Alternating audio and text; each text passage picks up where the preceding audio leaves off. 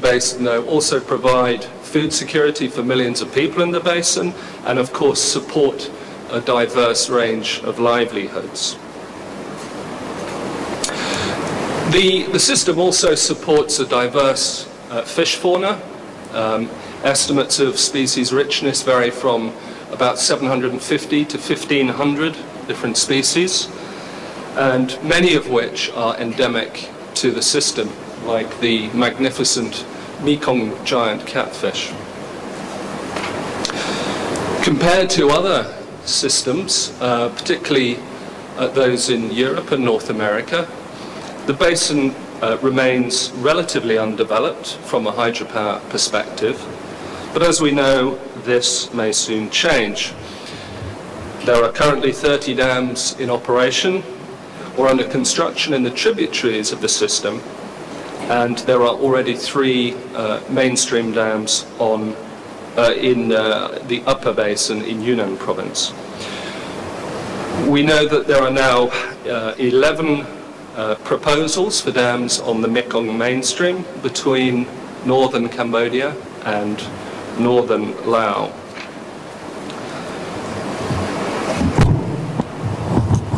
Save me getting backache. Is that okay? Yeah. Okay. Well, each proposal shares a more or less similar design concept to create a low step in the river where electricity can be generated. They have gated spillways and 1 or 2 powerhouses and 1 or 2 navigation locks.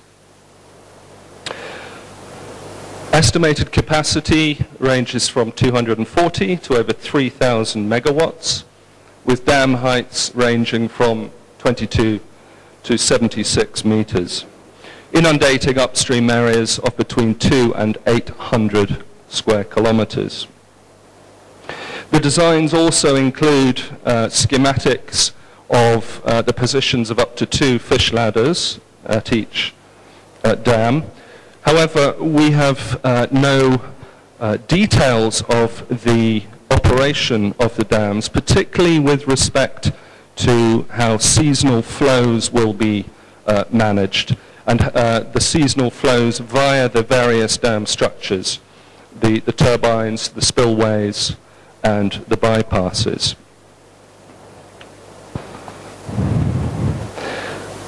Well, the impact of dams on fisheries resources can be broadly categorized into 2 main types of impact.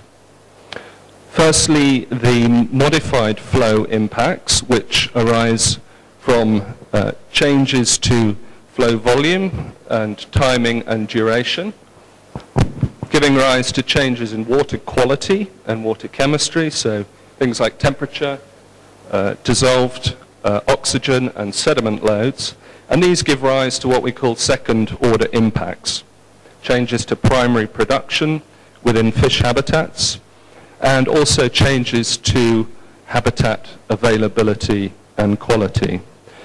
And these give rise to what's termed the third-order impacts on fish abundance, biomass, and diversity. Is that better? The second major category of impacts are the barrier and passage impacts. And these form the focus of the seminar today. And they arise from the obstruction of fish migrations as fish attempt to migrate between habitats to complete their life cycles. It also includes what we call dam passage mortality. This is the mortality that arises or is experienced by fish as they pass through the dam structures. I should mention that whilst the barrier and passage effects are the focus of the seminar today, we are undertaking a series of activities through the fisheries or under the fisheries program to also examine these modified flow effects. And this is actually the focus of the work we are doing with ACIR funding and with the support of Bruce and Norman Hall. Okay, so the purpose, therefore, of our study is to contribute to the basin development planning process by developing and then applying a model to determine the likely cumulative impacts of multiple mainstream hydropower dams on the resources of the basin arising from these barrier and passage effects. So I hope this has given you some context for the remainder of the seminar. The rest of the presentation, I'm going to begin by focusing on the development of the dam impact model, starting by describing how we identified species that are most at risk from these barrier and passage effects. We'll say something about their life cycles and migrations, and this will help us to understand how we modeled these fish populations.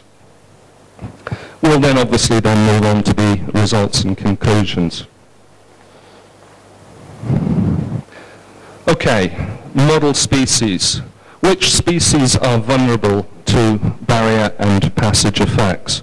Well, the first thing to state clearly is not all species will be impacted by dams. The species most at risk will be those that undertake what we call longitudinal migrations along the main channel between critical habitats as part of their life cycles. And it's particularly those species that undertake these significant longitudinal migrations that are most at risk. And to help us identify which species are vulnerable, we can group species into guilds or groups of species with similar migratory behaviors and inhabiting the same zones or habitats in the river system. And in this way we can then identify groups of species that are likely to be threatened by these barrier and passage effects. Okay, I was reluctant to put this table in the presentation, but I struggled to find a way around it. But this summarizes the 10 guilds of fish that we have identified in the basin based on some work done by Robin Welcome on environmental guilds. And we have updated this and modified it to our particular research interest, which is these barrier effects. I'm going to try and describe each of these guilds so that we can then understand how we selected or identified the species most at risk. We begin with Guild 1, which is the species,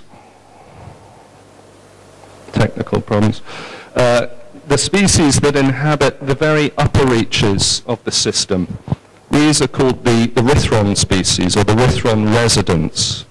They're typically small and inhabit the rocky, rapid areas of the system. Now, because they're resident in this part of the system, they have a low impact, or they have a low vulnerability to dam impacts. We move on now to guild number 2, which is the main channel resident species. These are the species that undertake these significant longitudinal migrations that I described up the main channel to the upstream spawning sites, and then returning to downstream feeding and refuge habitat, but in the main channel.